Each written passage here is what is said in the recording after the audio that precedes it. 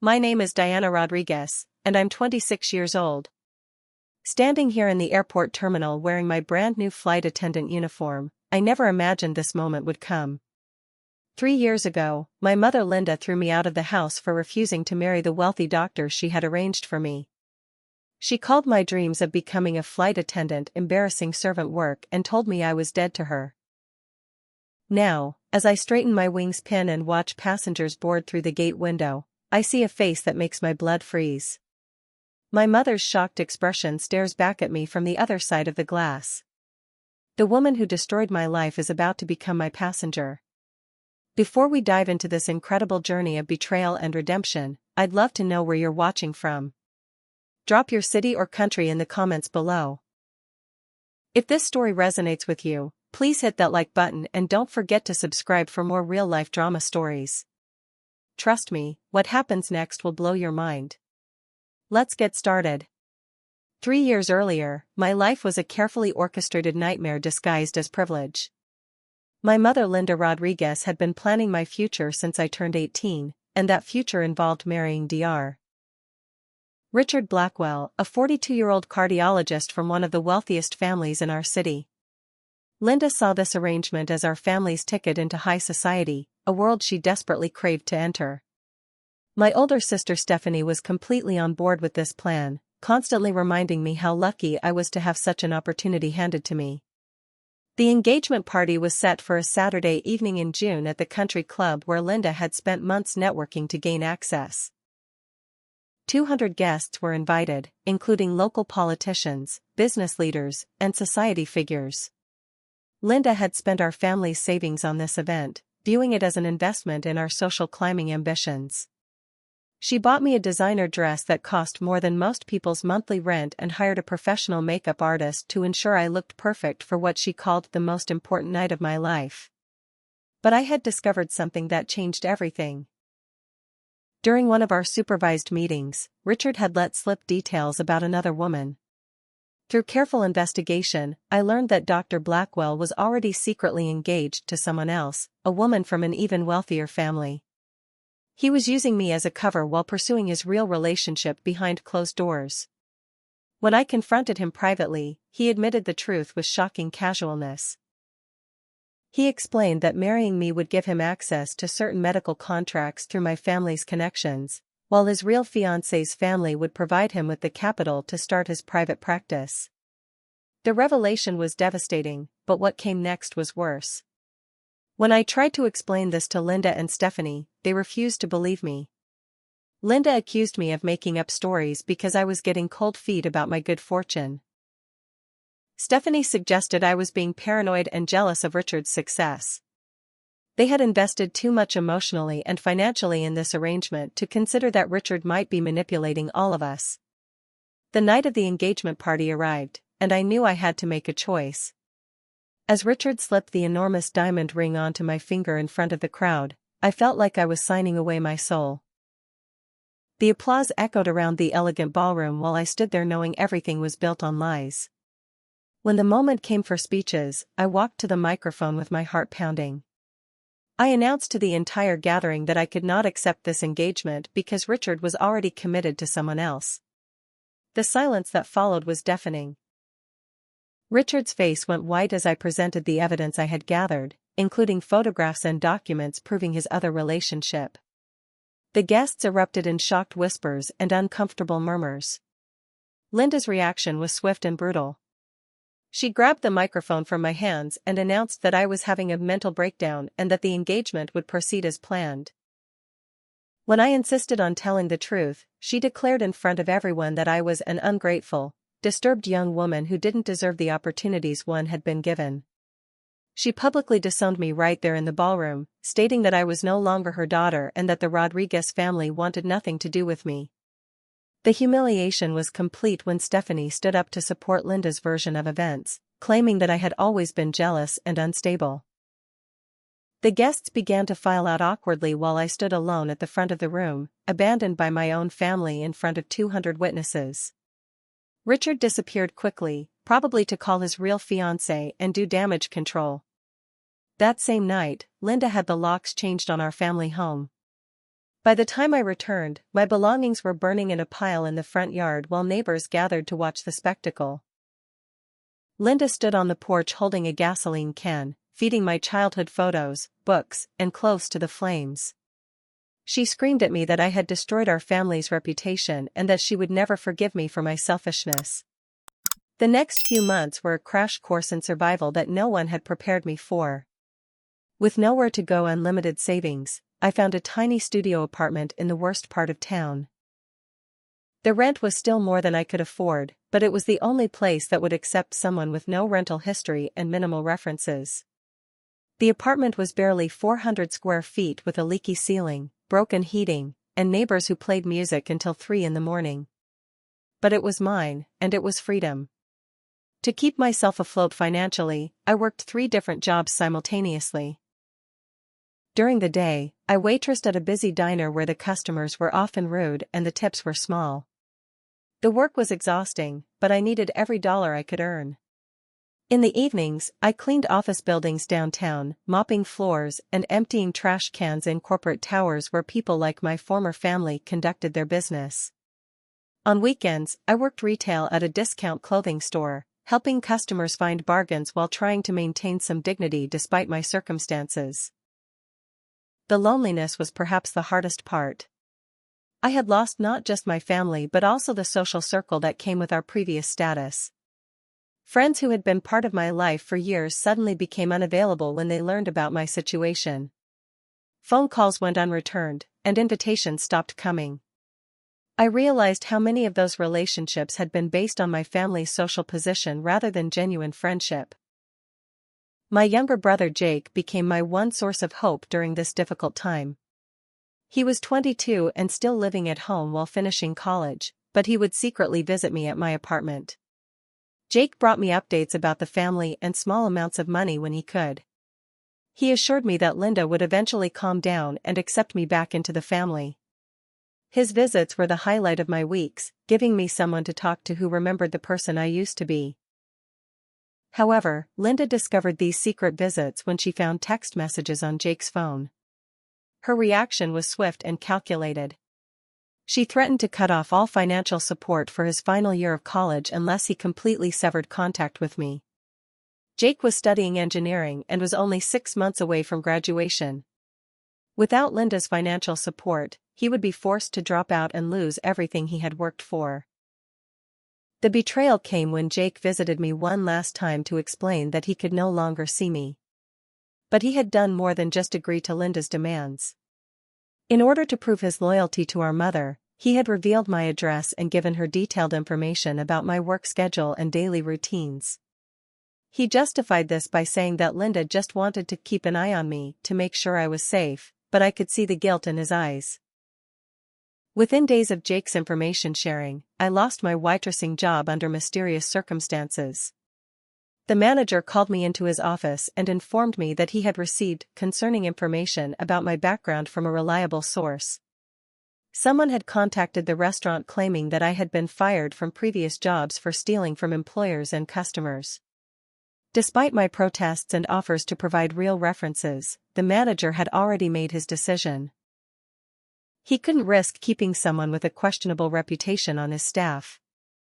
I knew immediately that Linda was behind these lies, but I had no way to prove it. The accusations were vague enough to be difficult to disprove, but specific enough to be damaging. I spent days trying to track down the source of these false reports, but Linda had been clever about covering her tracks. The situation escalated further when my sister Stephanie appeared at my apartment building one evening. I thought perhaps she had come to reconcile or at least to check on my well-being, but her purpose was far more sinister. She handed me an official-looking envelope with a cold smile that I had never seen on her face before. Inside the envelope were eviction papers giving me 30 days to vacate the premises. Stephanie revealed that she had quietly purchased the building where I lived through a shell company. Her plan had been months in the making, coordinated carefully to ensure that I would have no legal recourse. She had bought the building specifically to control my living situation and ultimately to force me onto the streets. Standing there in the hallway of what I thought was my safe haven, Stephanie explained that the family had decided I needed to learn the consequences of my choices. She said that refusing the marriage to Richard had cost them important social connections and financial opportunities. According to her, I owed it to the family to accept whatever punishment they deemed appropriate. The realization hit me like a physical blow. This wasn't just anger or disappointment from my family. They had launched a systematic campaign to destroy every aspect of my independent life. They were monitoring my movements, sabotaging my employment, and now controlling my housing. I was not just estranged from my family, I was at war with them. Despite the constant harassment and sabotage from my family, I refused to give up on my dreams. Working multiple jobs had taught me the value of hard work, and I was determined to build something that Linda and Stephanie couldn't take away from me. I had always been fascinated by aviation and the idea of traveling the world, meeting new people, and helping passengers feel comfortable during their journeys. The career of a flight attendant represented everything I wanted: independence, adventure, and the chance to create my own identity. I researched flight attendant training programs extensively and found one with an excellent reputation that offered evening classes to accommodate working students. The program was expensive, but I calculated that if I continued working my cleaning job at night and picked up weekend catering gigs, I could save enough money for tuition within 8 months. I created a detailed budget and stuck to it religiously, cutting every unnecessary expense and living on rice, beans, and whatever free meals I could get from my catering jobs. The acceptance letter arrived on a Tuesday morning, and I cried with relief and excitement. After months of applications, interviews, and financial planning, I was finally going to pursue my real dream. The program would last 6 months and cover everything from safety procedures to customer service excellence. I would learn about aircraft systems, emergency protocols, and how to handle difficult passengers with grace and professionalism. My first day of training was everything I had hoped it would be. The other students came from diverse backgrounds, and many had their own stories of overcoming obstacles to pursue aviation careers. Our instructors were experienced flight attendants and pilots who shared their passion for the industry with genuine enthusiasm. I excelled in every module, particularly in crisis management and passenger relations. My experiences dealing with difficult customers at the diner and hostile family members had actually prepared me well for handling challenging situations with calm professionalism. 3 months into the program, I was at the top of my class and had already received preliminary job offers from 2 major airlines. My instructors praised my natural aptitude for the work and my dedication to excellence. I felt like I was finally building a life that belonged to me, based on my own efforts and talents rather than family connections or arranged relationships. Then the nightmare began again. I received a call asking me to meet with the program director immediately. When I arrived at her office, her expression was grave and uncomfortable. She explained that the school had received several concerning reports about my background and character. Anonymous sources had contacted the administration with detailed accounts of my alleged criminal behavior and mental instability. The accusations were elaborate and well documented. Someone had provided the school with fabricated employment records showing that I had been fired from multiple positions for theft and aggressive behavior toward coworkers. There were fake psychological evaluations suggesting that I was prone to violent outbursts and substance abuse. Most damaging of all were testimonials from people claiming to be former employers and colleagues, describing incidents where I had endangered customers and created hostile work environments. The program director showed me copies of official-looking documents that appeared to come from legitimate sources. Police reports, medical records, and employment files all painted a picture of someone who was completely unfit for a career in aviation. The forgeries were sophisticated enough that even I might have believed them if I didn't know they were lies. While the investigation was pending, I was suspended from the program and barred from attending classes or accessing school facilities. The director emphasized that they took the safety of passengers very seriously and could not allow someone with my alleged background to continue training. My dreams of graduation and career placement were suddenly on indefinite hold. I knew immediately that Linda and Stephanie were behind this elaborate sabotage, but proving it seemed impossible. The false documents had been submitted anonymously, and the people providing testimonials were likely hired actors who had since disappeared.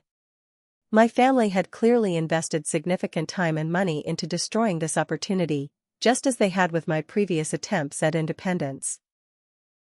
The investigation dragged on for weeks while I watched my classmates advance through the program without me. I tried to provide evidence of my real background and character references from legitimate sources, but the damage had been done. The school's insurance and liability concerns made them extremely cautious about reinstating someone with such serious allegations in their file. When I confronted Stephanie about the situation, she didn't even bother to deny her involvement. Instead, she seemed proud of the thoroughness of their operation. She revealed that they had been monitoring me through a private investigator for months, tracking my activities and planning their next attack. The investigator had provided detailed reports about my schedule, my goals, and my progress in the flight training program. Stephanie explained that the family viewed my continued pursuit of independence as an insult to their authority and a threat to their reputation. According to her twisted logic, my refusal to accept the arranged marriage had damaged their social standing, and my success in any career would be seen as validation of my rebellious choices. They needed me to fail completely in order to prove that their way was the only correct path. The cruelest part of Stephanie's revelation was learning how much pleasure she took in destroying my dreams. She described the process of creating the false documents and hiring actors to play former employers as if it were an entertaining hobby. She had enjoyed the challenge of making the forgeries convincing and had personally coached the fake witnesses on their stories.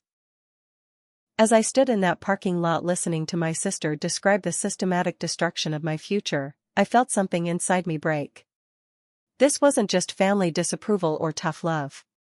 This was a calculated campaign of psychological warfare designed to crush my spirit completely. I realized that Linda and Stephanie would never stop until I was either back under their control or completely destroyed. The suspension from flight school marked the beginning of the darkest period of my life.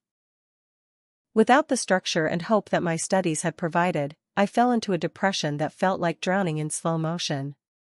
The money I had saved for tuition was nearly gone, spent on legal fees trying to fight the false accusations and on basic survival while I searched for new employment.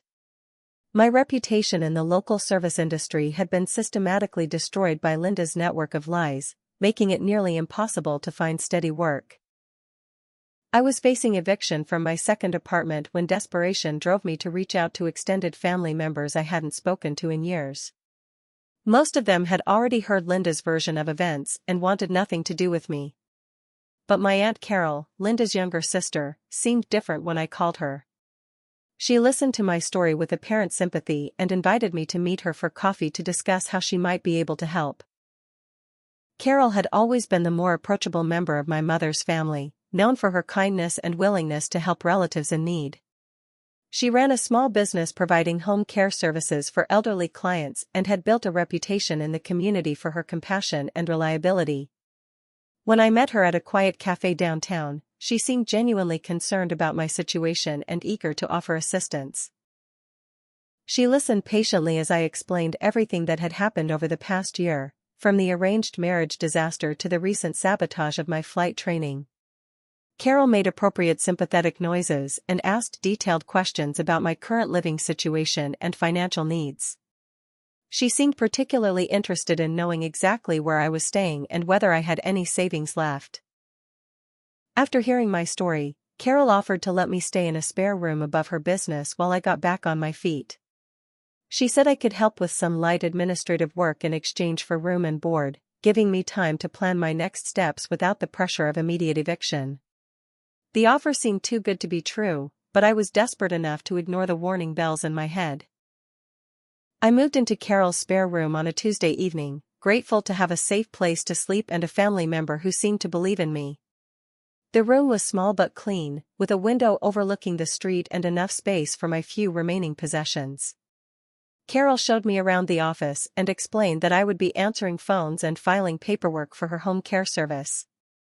For 3 days, everything seemed to be going well.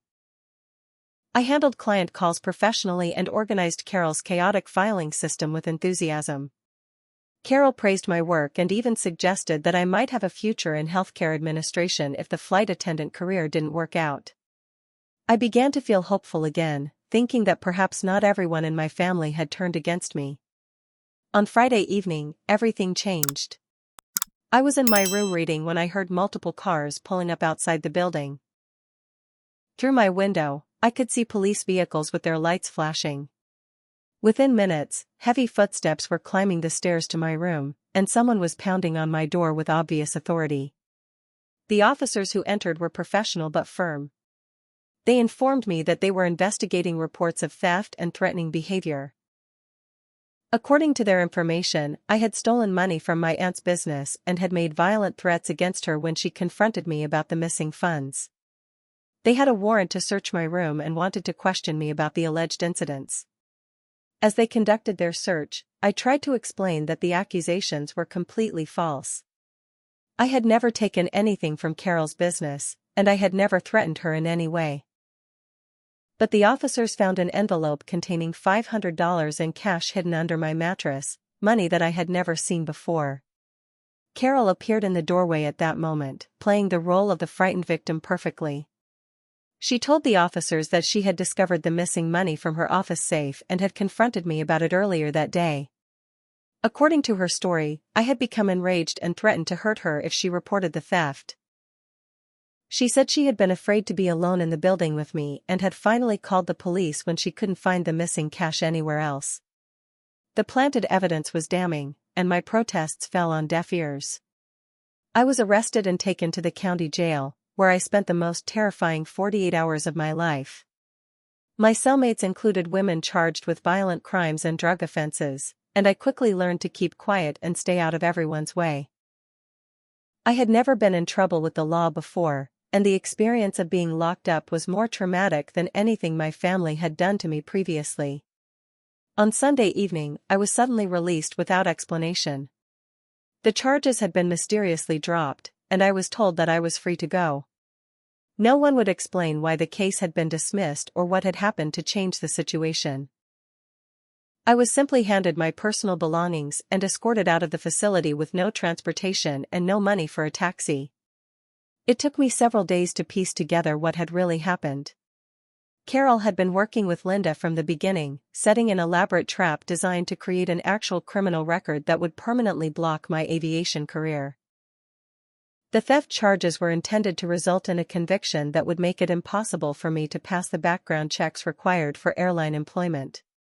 However, Linda had underestimated the consequences of filing false police reports. When the investigating officers looked more closely at the evidence, they discovered inconsistencies in Carol's story and problems with the timeline of events. The planted money had Linda's fingerprints on it, and security cameras from neighboring businesses showed Carol entering my room alone on the day the money allegedly went missing. Rather than risk exposure of their conspiracy, Linda had used her social connections to have the charges quietly dropped. But the damage was done. I now had an arrest record, even without a conviction, and the story of my alleged theft had already spread throughout Carol's business network. My reputation was further destroyed, and I was once again homeless and unemployed. Standing outside the county jail with nowhere to go, I realized that I was completely alone in a war against people who had unlimited resources and no moral boundaries. Linda and Stephanie had proven they were willing to commit serious crimes to destroy me, and they had family members who would help them do it. I had reached the absolute bottom of my life, with no clear path forward and no one left to trust. The days following my release from jail were the loneliest and most frightening of my entire life. I had been stripped of everything: my family, my home, my career prospects, and now even my reputation in the community. I spent my first night sleeping in my car in a 24-hour diner parking lot, trying to figure out how to rebuild from absolutely nothing. The few dollars in my wallet wouldn't last long, and I had no idea where to turn for help. It was during my second night in jail that I had met someone who would change the trajectory of my life completely. Maria Santos was a woman in her 40s who had been arrested during a domestic disturbance call at her apartment complex. She had been trying to help a neighbor who was being beaten by her boyfriend, but when police arrived, the situation was chaotic and Maria ended up being taken into custody along with everyone else involved. While we shared a cell for those 2 terrifying days, Maria and I talked extensively about our situations. She was an experienced flight attendant with 15 years of experience working for major airlines, and she immediately recognized the passion in my voice when I described my shattered dreams of aviation career. Unlike everyone else who had heard my story, Maria didn't dismiss my ambitions or suggest that I should find a more realistic path. Maria had grown up in a similarly toxic family environment and recognized the patterns of manipulation and sabotage that I described. Her own mother had been a controlling narcissist who tried to prevent Maria from leaving their small town to pursue her career. She understood the psychological warfare that families could wage against their own children, and she believed every word of my story about Linda and Stephanie's campaign against me. When we were both released, Maria gave me her phone number and insisted that I call her within the next few days. She said she had some ideas about how I might be able to continue pursuing my aviation career despite the obstacles my family had created. At first, I was hesitant to trust anyone new, given how badly things had gone with Carol. But Maria's genuine concern and professional knowledge convinced me that she was different. 3 days after my release, I called Maria from a payphone outside a gas station. She immediately invited me to meet her at a small restaurant near the airport, and she picked up the check when I admitted I couldn't afford to order food. Over coffee and a sandwich that she insisted on buying me, Maria explained that she knew people in the aviation industry who specialized in helping individuals with complicated backgrounds. She told me about Captain James Thompson, a veteran pilot with 30 years of experience who had started an alternative flight training program specifically designed for people who had faced significant obstacles in their lives. James understood that traditional training programs often excluded qualified candidates due to bureaucratic concerns about liability and public relations. His program was more expensive and intensive than standard courses, but it had an excellent placement rate and a reputation for producing exceptional flight attendants. Maria explained that James had his own history with manipulative family members and understood the psychological toll that such relationships could take on ambitious young people. His ex-wife had used their children as weapons in a bitter divorce, and he had spent years fighting false accusations and legal harassment. This personal experience had made him committed to helping others who were facing similar battles. The next week, Maria arranged for me to meet Captain Thompson at a small airfield outside the city where he conducted his training programs. James was a tall, distinguished man in his 60s with kind eyes and a firm handshake. He listened to my entire story without interruption, asking pointed questions about my family's tactics and the specific ways they had sabotaged my previous attempts at independence. What impressed me most about James was that he didn't seem surprised or shocked by anything I told him. He had seen similar patterns of family abuse many times before, and he understood that intelligent, determined people could become trapped in cycles of sabotage by relatives who felt threatened by their success. He explained that narcissistic families often view any family member's independence as a personal attack on their authority. James offered me a position in his next training cohort, which would begin in 6 weeks. However, he warned me that accepting his help would likely escalate my family's attacks rather than ending them. Once Linda and Stephanie discovered that I was still pursuing my aviation career, they would probably increase their efforts to destroy me completely. He wanted me to understand that this path would require tremendous courage and resilience. The training program was more expensive than anything I had attempted before, but James offered me a payment plan that would allow me to work off part of the tuition through administrative tasks and facility maintenance. More importantly, he helped me establish a legal identity change that would allow me to train and eventually work under a different name, making it much harder for my family to track my activities or interfere with my career. The name change process was completely legal and above board, handled through proper court channels with James providing character references and legal support. Diana Rodriguez would gradually disappear from public records while Diana Martinez would emerge as a new person with a clean background and unlimited potential. James explained that many people in witness protection and domestic abuse situations used similar legal mechanisms to escape their past lives.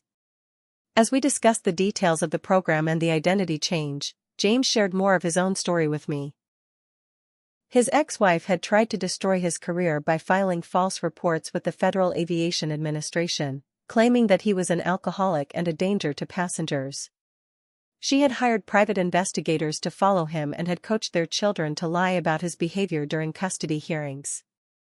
The battle had lasted for years and had cost him his marriage, his relationship with his children, and nearly his career. But James had eventually prevailed by building a strong support network of people who understood his situation and were willing to help him fight back. He had learned that the key to defeating systematic harassment was to become smarter, more patient, and more strategic than your attackers. He offered to teach me these same skills as part of my training program. Maria agreed to serve as my mentor throughout the training process, providing emotional support and practical advice based on her years of experience in the aviation industry. She had maintained her career despite facing discrimination and harassment from various sources, and she understood the importance of having allies who would stand up for you when times got tough. For the first time in months, I felt hope returning to my life. I had found people who believed in me and who were willing to invest their time and resources in my success. More importantly, I had found people who understood that my family's behavior was abnormal and abusive rather than simply stern or protective. James and Maria validated my experiences and confirmed that I had the right to pursue my dreams regardless of my family's objections.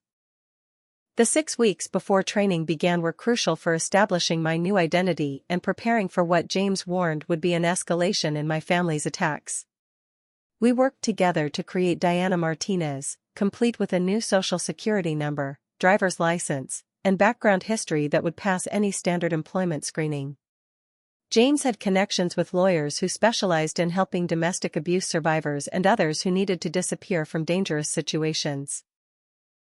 The legal identity change was more complex than I had expected, involving court appearances, background checks, and extensive documentation to prove that I wasn't trying to evade legal obligations or commit fraud.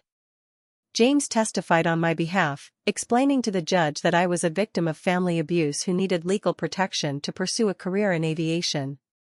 The process took most of the 6 weeks, but eventually Diana Martinez became my official legal identity. During this transition period, I lived in a small apartment that James helped me find near the training facility. The rent was reasonable, and the location was far enough from my family's usual areas to provide some safety. I worked part-time at a coffee shop near the airport, earning money to support myself while staying connected to the aviation community. The job also gave me practice interacting with travelers and handling customer service situations. James's training program began on a Monday morning in early September. The facility was a converted warehouse that had been transformed into a realistic aircraft cabin complete with emergency equipment, galley facilities, and passenger seating. There were 12 students in my cohort, each with their own story of overcoming obstacles to pursue aviation careers. Some were career changers, others had faced discrimination in traditional programs, and a few were like me, escaping family situations that had prevented them from following their dreams. The training was more intensive than anything I had experienced in the traditional program. We started each day at 6 in the morning with physical fitness and safety training, followed by classroom instruction on aviation regulations, aircraft systems, and emergency procedures. Afternoons were spent in the mock cabin practicing service routines, handling difficult passenger scenarios, and responding to various emergency situations. James demanded excellence from every student, but he also provided the support and encouragement needed to achieve it. He understood that many of us were dealing with personal challenges that went beyond the normal stress of career training. He created an environment where we could focus completely on our studies without worrying about outside interference or judgment from people who didn't understand our situations. My academic performance was exceptional from the beginning. The crisis management skills I had developed during my family troubles translated perfectly to handling aviation emergencies. My experience with difficult customers in various service jobs made it easy for me to remain calm and professional when dealing with challenging passenger scenarios. Most importantly, my determination to succeed gave me the motivation to excel in every aspect of the program. However, James's prediction about my family's escalated attacks proved to be accurate. Within 3 weeks of starting the program, strange things began happening that indicated Linda and Stephanie had discovered my new activities. My car was vandalized twice in the parking lot of my apartment complex, with deep scratches along the sides and sugar poured into the gas tank. Someone began making late-night phone calls to my apartment, hanging up whenever I answered but staying on the line long enough to let me know they were monitoring me. The harassment escalated when I discovered that someone had been going through my mail, leaving envelopes opened and resealed poorly enough that the tampering was obvious. Bills and personal correspondence would arrive days late, and I suspected that important documents were being intercepted entirely. I began having all my mail delivered to a post office box under my new identity, but the violation of my privacy was deeply unsettling. More concerning were the reports that began circulating about my background among local aviation companies. Despite my new legal identity, someone was spreading detailed stories about Diana Rodriguez's alleged criminal behavior and mental instability to potential employers in the industry. The stories were sophisticated enough to be believable, and they seemed to be coming from multiple sources rather than a single person making accusations. Maria helped me investigate these attacks and discovered that Stephanie had hired a private investigation firm to track my activities and gather information about my new identity. The investigators were following me to work, to training, and to personal appointments, building detailed profiles of my daily routines and social connections. They were also conducting interviews with people I interacted with, posing as potential employers or background checkers and spreading negative information while pretending to verify my qualifications. The psychological pressure of constant surveillance and harassment was exhausting. I found myself constantly looking over my shoulder, checking for unfamiliar cars following me, and worrying that every phone call or knock at the door might be another attack from my family. Sleep became difficult, and I had to force myself to eat regularly as stress killed my appetite. James recognized the signs of the psychological warfare I was experiencing and provided additional support to help me cope with the pressure. He arranged for me to speak with a counselor who specialized in helping victims of family abuse, and he adjusted my training schedule to give me more flexibility when dealing with harassment-related stress. He also implemented additional security measures at the training facility to prevent my family from interfering with my education directly. The most disturbing escalation came when I discovered that Linda had been conducting a campaign to convince our extended family and former friends that I had died. She had actually organized a memorial service for me, claiming that I had been killed in an accident while living on the streets as a drug addict. She used this fake tragedy to gain sympathy from relatives and to collect donations that she claimed would go toward helping other troubled young people avoid my fate. Learning about the fake memorial was devastating on multiple levels.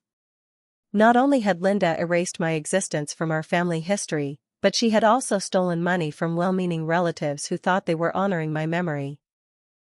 She had turned my escape from her control into a profitable con game that allowed her to play the role of the grieving mother while actually celebrating her success in destroying my life.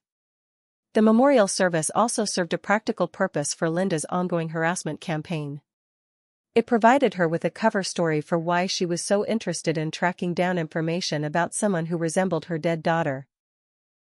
If anyone questioned her investigators' activities, she could claim that she was trying to find closure about my death or pursuing leads about people who might have known me during my final days. By the end of my second month of training, I was excelling academically but struggling emotionally with the constant pressure of my family's attacks. James and Maria provided crucial support during this period, reminding me that my family's escalating harassment was actually a sign that their previous tactics had failed. They were getting more desperate and more reckless, which meant they were also becoming more vulnerable to legal consequences for their actions. As my training progressed into its final months, James and Maria helped me understand that surviving my family's attacks was not enough. If I wanted to have a real career and a peaceful life, I needed to find a way to stop their harassment permanently. This meant shifting from defensive survival tactics to an active campaign to expose their illegal activities and hold them accountable for their actions. The first step was documenting everything they had done with the kind of evidence that would stand up in court. Maria helped me organize all the incidents of harassment, sabotage, and fraud into a comprehensive timeline with supporting documentation wherever possible. We created files for the false police reports, the forged documents sent to my flight school, the surveillance by private investigators, and the financial fraud involved in Linda's fake memorial service. James introduced me to a private investigator named Robert Chen who specialized in cases involving family abuse and stalking. Robert was a former police detective who understood the legal requirements for building cases against harassment and fraud. He agreed to help me gather evidence against Linda and Stephanie, working on a payment plan that allowed me to afford his services through my part-time work and James's training program scholarship. Robert's investigation revealed the extent of my family's criminal activities, which went far beyond their campaign against me. Linda had been embezzling money from the charity organization where she served as treasurer, skimming donations intended for local food banks and homeless shelters. She had been running this scam for over 3 years, stealing tens of thousands of dollars while maintaining her reputation as a generous community volunteer. Stephanie's insurance fraud was equally sophisticated and long-running. She had been filing false claims for property damage, personal injuries, and theft, collecting payouts from multiple insurance companies over several years. She had even created fake rental properties that existed only on paper, allowing her to claim damages and collect insurance money for buildings that had never been built or rented.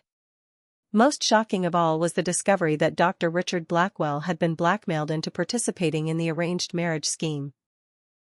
Linda had discovered that Richard had significant gambling debts to dangerous people and had threatened to expose his financial problems to his medical licensing board and his real fiancé's family. She had used his desperation to force him into the engagement with me, planning to use the marriage to gain access to his medical practice's financial accounts. Robert also uncovered evidence that Linda and Stephanie had used similar tactics against other family members and acquaintances over the years. They had a pattern of identifying people they could manipulate or exploit, gathering compromising information about them, and then using that information to control their behavior or extract money from them. My situation was not unique, it was simply the latest example of their ongoing criminal enterprise. The documentation process took several weeks, during which Robert taught me how to legally record conversations and gather evidence without violating privacy laws. I learned to document every contact from my family, every instance of harassment, and every attempt at sabotage with the kind of detail that would be useful in legal proceedings.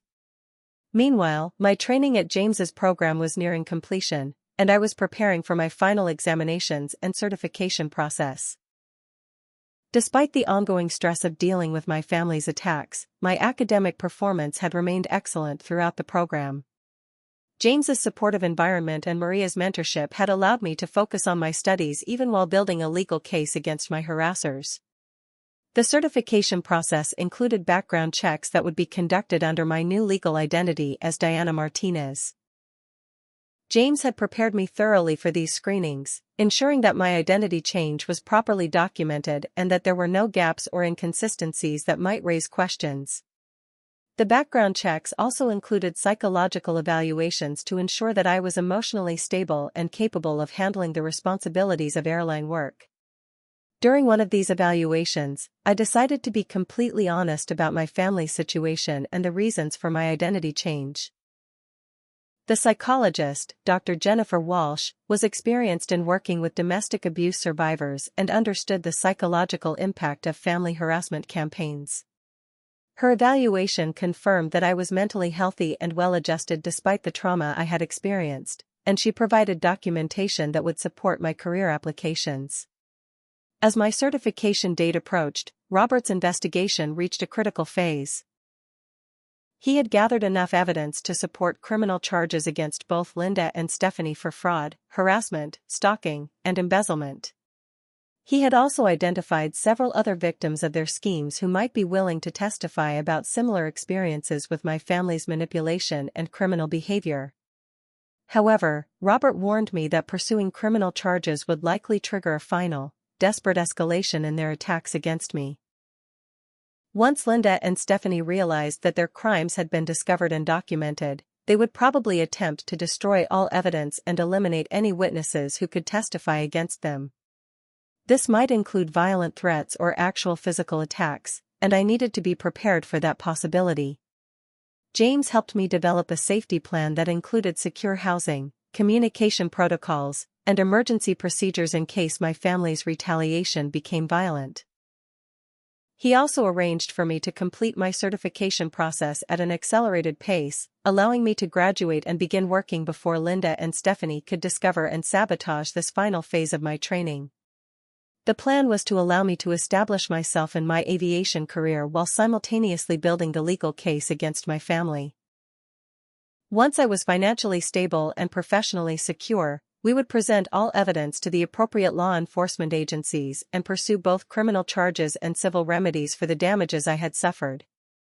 During my final week of training, I received job offers from 3 major airlines based on my excellent performance in the certification program. James's reputation in the industry and his personal recommendations had opened doors that would have been impossible for me to access through traditional channels.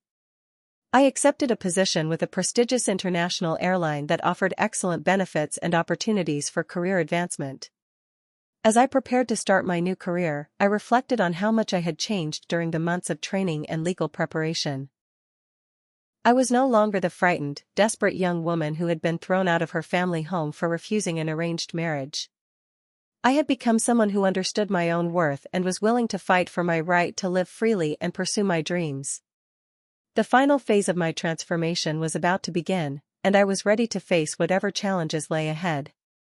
Linda and Stephanie had taught me to be tough, strategic, and relentless in pursuing my goals. Now I was going to use those skills against them, turning their own lessons into the weapons that would finally end their campaign of harassment and abuse. 3 weeks into my new position as a flight attendant with Continental Airways, I had already proven myself to be an exceptional team member. My supervisors praised my professionalism, my ability to handle difficult passengers with grace, and my knowledge of safety procedures. I was quickly gaining the respect of veteran crew members and building the reputation that would support a long and successful career in aviation. Robert's investigation had progressed to the point where we were ready to present our evidence to law enforcement agencies, but we decided to wait for the perfect opportunity to maximize the impact of our revelations. That opportunity came when Robert discovered through his surveillance that Linda, Stephanie, and Jake were planning a celebratory vacation to Hawaii to mark what they believed was my complete destruction. The irony was perfect. My family had decided to reward themselves for their successful campaign against me by taking a luxury vacation paid for with money stolen from Linda's charity and Stephanie's insurance fraud. They had booked first-class tickets on a Continental Airways flight, completely unaware that their victim was now working for the same airline and might be assigned to serve them. Robert and James helped me arrange to be assigned as the lead flight attendant on their specific flight through careful coordination with crew scheduling. The assignment was completely legitimate, as I had the seniority and qualifications for the position, but the timing was deliberately orchestrated to create maximum impact. My family would board the plane expecting to celebrate their victory, only to discover that their victim had not only survived but thrived. The week before the flight, I prepared meticulously for what would probably be my final confrontation with Linda and Stephanie. I reviewed all safety procedures and service protocols to ensure that my performance would be flawless regardless of any distractions or emotional challenges. I also coordinated with Robert to ensure that the encounter would be properly documented for potential legal proceedings. James arranged for one of his contacts, an off-duty police detective named Lieutenant Sarah Morgan, to be a passenger on the same flight. Lieutenant Morgan was aware of our investigation and would be able to witness any confrontations or admissions that occurred during the flight. Her presence would also provide security in case my family's reaction became threatening or violent. On the morning of the flight, I arrived at the airport early to complete my pre-flight preparations. I inspected the aircraft cabin, reviewed the passenger manifest, and coordinated with the other crew members about service procedures and safety protocols. When I saw my family's names on the passenger list, I felt a mixture of excitement and nervousness that I channeled into focused professionalism. The boarding process began normally, with first-class passengers being invited to board ahead of the main cabin. I positioned myself at the aircraft entrance to greet passengers and assist with seating, maintaining the friendly but professional demeanor that had made me successful in my new career.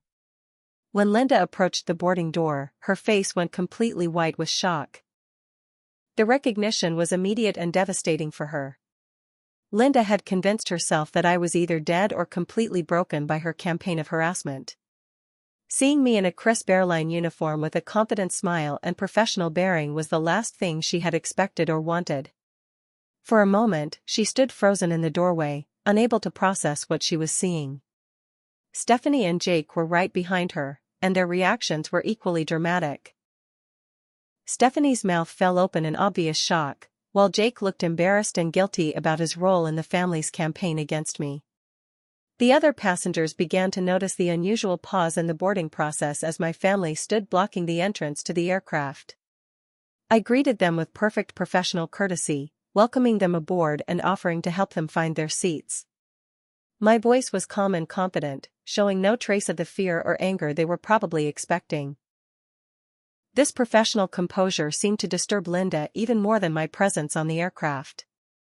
As they made their way to their first-class seats, Linda began muttering complaints about airline hiring practices and demanding to speak with a supervisor about having an unsuitable crew member working on their flight. Her voice was getting louder and more agitated as she realized that other passengers were beginning to pay attention to her outburst. Stephanie tried to calm Linda down, but she was clearly rattled by the unexpected encounter as well. She kept staring at me as if she couldn't believe what she was seeing, probably trying to figure out how I had managed to rebuild my life so successfully despite all their efforts to destroy me. The situation escalated rapidly when Linda demanded that I be removed from the flight crew. She began making increasingly loud and irrational complaints, claiming that I was dangerous and unstable and that passengers were not safe with me aboard the aircraft. Her behavior was becoming disruptive enough that other first-class passengers were starting to complain about the disturbance. I maintained perfect professionalism throughout Linda's outburst, following established protocols for dealing with disruptive passengers while documenting everything that was happening. My calm response seemed to infuriate Linda even more, as she was probably expecting me to break down or react emotionally to her attacks. When the captain arrived to address the disturbance, Linda began telling an elaborate story about my alleged criminal background and mental instability.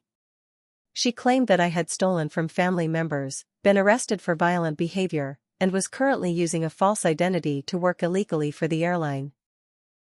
She demanded that the captain verify my background and remove me from the crew immediately.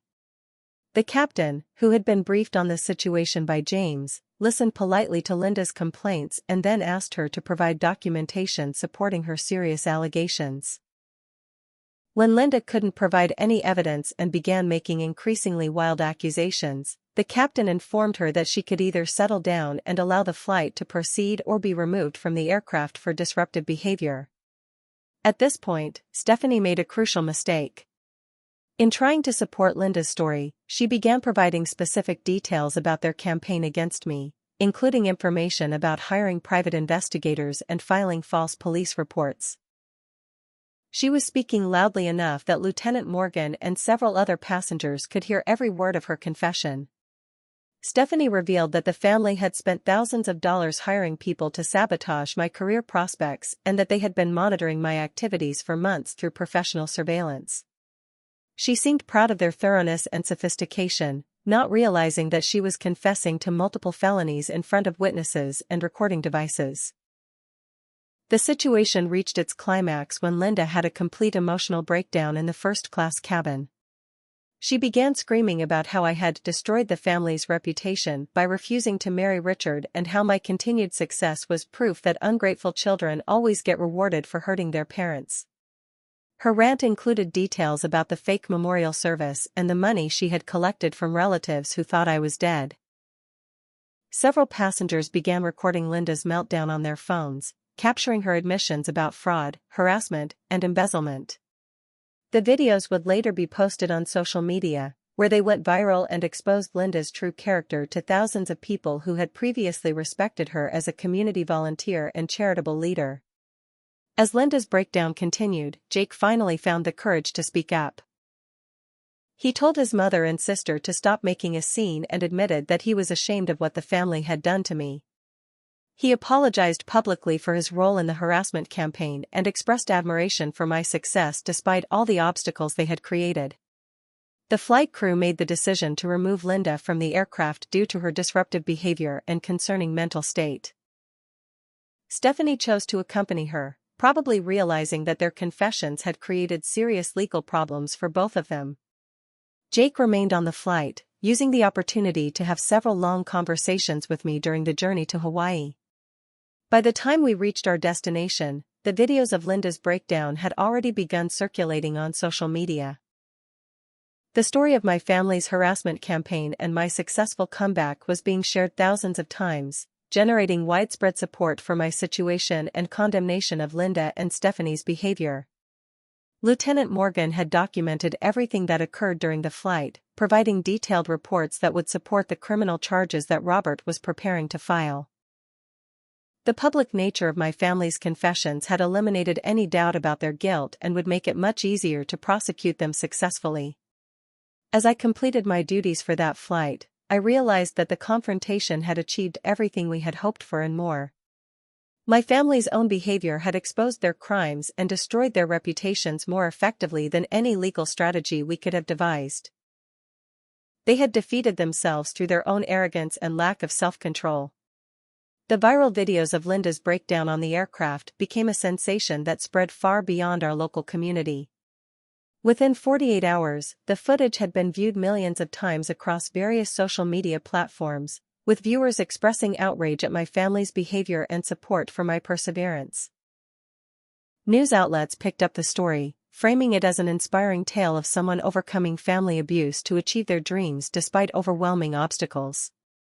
The public exposure was devastating for Linda and Stephanie's reputations in ways that went far beyond what any legal prosecution could have achieved. Linda lost her position with the charity organization immediately after the videos revealed her admission to embezzling donated funds. The board of directors launched a full investigation that uncovered the extent of her theft, eventually referring the case to prosecutors for criminal charges. Stephanie faced similar consequences when the insurance companies that had paid her fraudulent claims saw the viral videos and began investigating her activities. The evidence that Robert had already gathered made it easy for them to identify patterns of fraud going back several years. Multiple insurance companies filed criminal complaints, and Stephanie was arrested within a week of our confrontation on the aircraft. Dr. Richard Blackwell surprised everyone by coming forward voluntarily to provide testimony about Linda's blackmail scheme. The public exposure of the family's criminal activities had freed him from their control, and he was eager to cooperate with authorities to avoid being charged as an accomplice in their schemes. His testimony provided crucial evidence about the extent of Linda's manipulation and criminal behavior. The legal consequences for Linda and Stephanie were swift and severe. Linda was charged with embezzlement, fraud, harassment, stalking, and filing false police reports. Stephanie faced charges for insurance fraud, harassment, stalking, and conspiracy. The evidence against both of them was overwhelming, and their public confessions during the airplane incident made it impossible for them to claim innocence. Jake played a crucial role in the legal proceedings by providing testimony about his family's activities and expressing genuine remorse for his participation in their campaign against me. His cooperation with authorities and his public apology helped establish the timeline of events and provided important details about the family's planning and coordination of their attacks. The criminal trials received significant media attention due to the viral nature of the original airplane videos. Linda and Stephanie's attempts to justify their behavior during court proceedings only reinforced public perception of them as manipulative and abusive. Both were eventually convicted on multiple charges and sentenced to significant prison terms along with requirements to pay restitution for their crimes. Beyond the legal consequences, my family faced complete social ostracism in our community. The widespread exposure of their criminal behavior and abusive treatment of their own family member destroyed their reputations and cost them most of their social connections. Former friends and associates distanced themselves from Linda and Stephanie, not wanting to be associated with their scandal. Meanwhile, my aviation career flourished in ways that exceeded my wildest dreams. The public attention from the viral videos led to numerous opportunities for speaking engagements and media appearances where I could share my story and inspire others facing similar challenges. Continental Airways was supportive throughout this period, recognizing the positive attention my story brought to their company's reputation. James expanded his alternative training program based on the success of my case, using my story to demonstrate the importance of providing opportunities for people who had been excluded from traditional career paths due to family abuse or other obstacles. He established a scholarship fund specifically for domestic abuse survivors pursuing aviation careers, with Maria and me serving as mentors for new students. I also became involved in advocacy work for other victims of family abuse, particularly those whose families used financial resources and social connections to systematically destroy their attempts at independence. My experience with Linda and Stephanie's sophisticated harassment campaign provided valuable insights into the tactics that wealthy, manipulative families could use against their own children. The healing process was gradual but deeply rewarding. Working with therapists who specialized in family abuse helped me understand the psychological dynamics that had shaped my childhood and gave me tools for building healthy relationships based on mutual respect rather than control and manipulation. I learned to recognize the difference between people who genuinely cared about my well-being and those who wanted to exploit my vulnerabilities. My relationship with Jake slowly improved as he worked to rebuild trust and demonstrate his commitment to changing his behavior. He eventually testified publicly about our family's abusive dynamics and became an advocate for other young people facing pressure from manipulative parents. His courage in standing up to Linda and Stephanie after years of enabling their behavior was an important step in his own healing process. One of the most meaningful developments was the response from extended family members and former family friends who had been deceived by Linda's lies about my supposed death. Many reached out to apologize for believing the fabricated stories and to express their admiration for my perseverance and success. Several revealed that they had always suspected something was wrong with Linda's account of events but hadn't known how to investigate or help. 5 years later, I had been promoted to senior flight attendant and was being considered for management positions within the airline industry. My story had become a case study in various professional development and abuse recovery programs, helping others understand how systematic family harassment could impact career development and what resources were available for survivors. Linda and Stephanie completed their prison sentences but never acknowledged responsibility for their actions or expressed genuine remorse for the harm they had caused. They blamed me for their legal troubles and continued to maintain that their behavior had been justified by my disobedience and ingratitude. This lack of accountability reinforced my decision to maintain no contact with them after their release from prison. The most important lesson I learned from this experience was that family relationships built on control and manipulation are not worth preserving at the cost of your own freedom and dignity. Sometimes the most loving thing you can do for yourself is to walk away from people who refuse to respect your right to make your own choices, even when those people are related to you by blood. My story also demonstrated that recovery from family abuse requires building new support networks with people who genuinely care about your well-being and success. James, Maria, Robert, and the other people who helped me rebuild my life became my chosen family, providing the encouragement and guidance that my biological family had refused to offer. Looking back on that moment when Linda saw me on the airplane, I realized that her shocked expression wasn't just surprise at my survival and success. It was the recognition that her power over me was completely broken and that I had become someone she could never control or destroy. That moment represented not just my victory over her harassment campaign, but my transformation into someone who would never again accept abuse from anyone who claimed to love me. The airplane confrontation had been the perfect ending to a dark chapter of my life and the perfect beginning of a future built on my own terms. Sometimes the people who try to destroy you end up teaching you exactly how strong and resilient you can be, And sometimes the best revenge is simply living well and succeeding on your own terms. Today, I encourage anyone facing similar family harassment to remember that you have the right to pursue your dreams regardless of other people's objections, even when those people are your own relatives. Your family should be your biggest supporters, not your greatest obstacles, and if they choose to be destructive rather than supportive, you have every right to build a new life without them. What's your experience with family expectations versus personal dreams?